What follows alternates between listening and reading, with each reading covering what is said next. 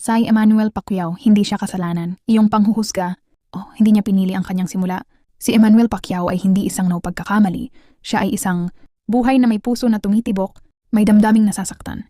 Ang nakaraan ng kanyang mga magulang ay hindi kanyang kasalanan. Bakit mo ibinubunyag sa kanya ang galit na hindi naman para sa kanya? Nagtatago ka sa likod ng screen. Nagtatapo ng salitang parang bala.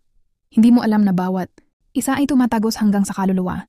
Hindi niya hiningi ang pagsikat, hindi niya hiningi na tingnan. Siya bilang isang noong kaguluhan. Siya ay anak na nagmamahal, kapatid na nag-aalala, tao na nagsisikap na harapin ang mundo na may dignidad.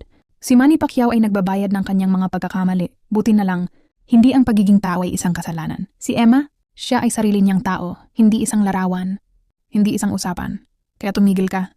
Kapag ikaw ay naghuhusga, ikaw ang nagpapakita ng kung gaano kakaliit ang iyong puso.